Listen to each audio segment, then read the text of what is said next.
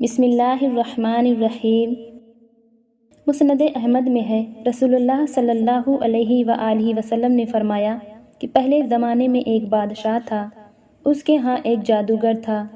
جب جادوگر بوڑھا ہوا تو اس نے بادشاہ سے کہا کہ اب میں بوڑھا ہو گیا ہوں اور میری موت کا وقت قریب آ رہا ہے، مجھے کوئی بچہ سونپ دو، میں اسے جادو سکھا دوں۔ چنانچہ ایک ذہین لڑکے کو تعلیم دینے لگا۔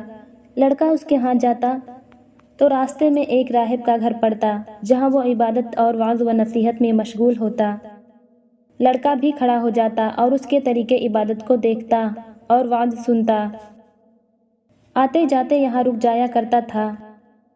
جادوگر بھی مارتا اور باپ بھی، کیونکہ وہاں وہ دیر سے پہنچتا اور یہاں بھی دیر سے آتا۔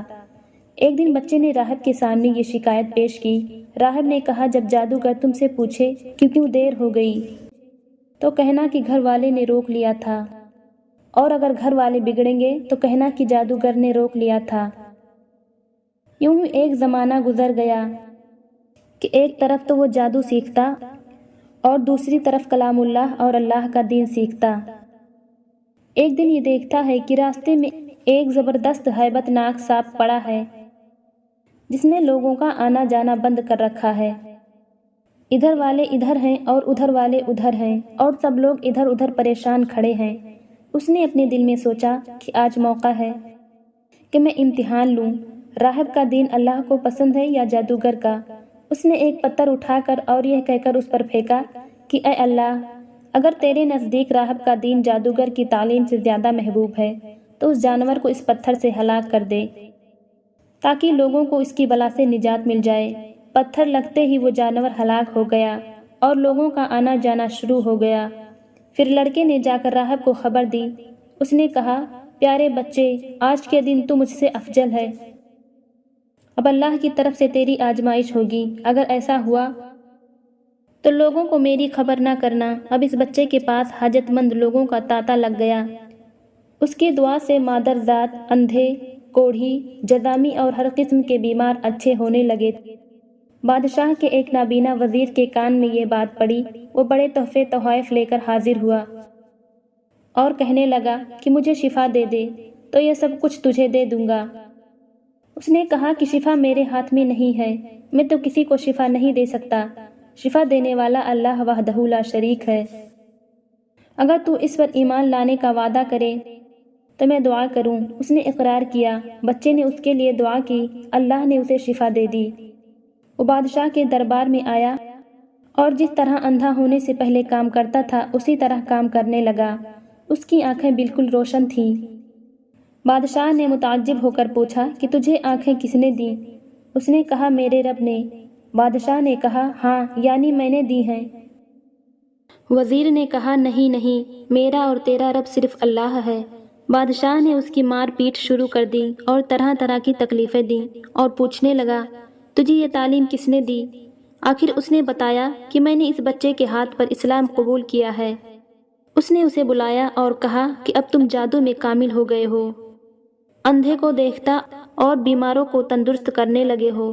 اس نے کہا، غلط ہے، میں کسی کو شفا نہیں دے سکتا اور نہ ہی میں جادوگر ہوں، شفا اللہ کے ہاتھ میں ہے۔ وہ کہنے لگا، اللہ تو میں ہی ہوں۔ اس نے کہا، ہرگز نہیں۔ بادشاہ نے کہا، پھر تو میرے سوا کسی اور کو رب مانتا ہے؟ تو اس نے کہا کہ میرا اور تیرا رب اللہ ہے۔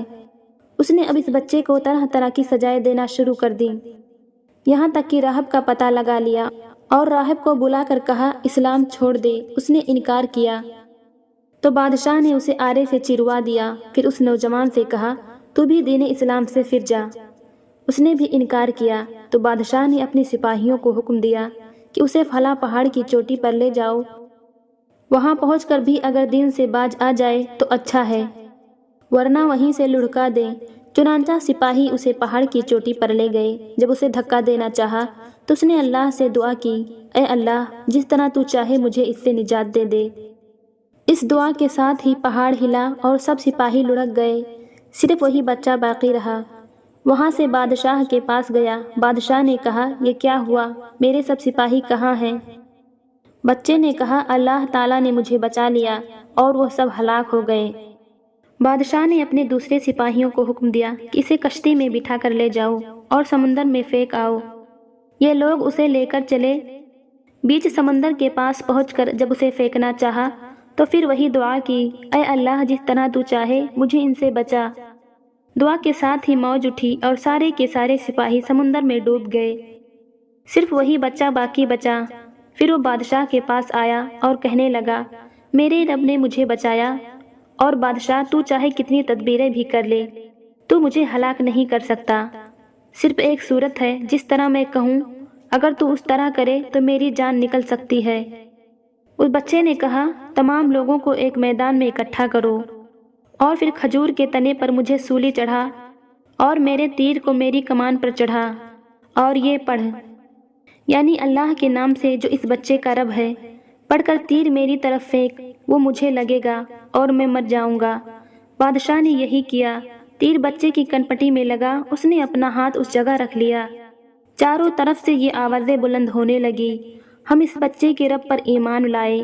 یہ حال دیکھ کر بادشاہ کے ساتھی بھی گھبرائے اور کہنے لگے، ہم تو اس بچے کی ترکیب سمجھے ہی نہیں، دیکھیے اس کا اثر کیا پڑا، سب لوگ دین اسلام میں داخل ہو گئے۔ ہم نے تو اسے اس لیے قتل کیا تھا کہ کہیں اس کا مذہب پھیل نہ جائے، لیکن جو ڈر تھا سامنے آ ہی گیا اور سب مسلمان ہو گئے۔ بادشاہ نے کہا، اچھا یہ کرو کہ تمام محلوں اور راستوں میں خندقیں کھدواؤ، ان میں لکڑیاں بھرو اور آگ لگا دو، جو اس دین سے پھر جائے چھوڑ دو اور دوسرے کو اس میں پھینک دو۔ مسلمانوں نے صبر کلیب اور سہارے کے ساتھ آگ میں جلنا منظور کر لیا اور اس میں کودنے لگے۔ البتہ ایک عورت جس کی گود میں ابھی چھوٹا بچہ تھا ذرا جھجکی تو اس بچے کو اللہ نے بولنے کی طاقت دی۔ اس نے کہا، اماں کیا کر رہی ہیں؟ تم تو حق پر ہو، صبر کر اور اس میں کود پڑو۔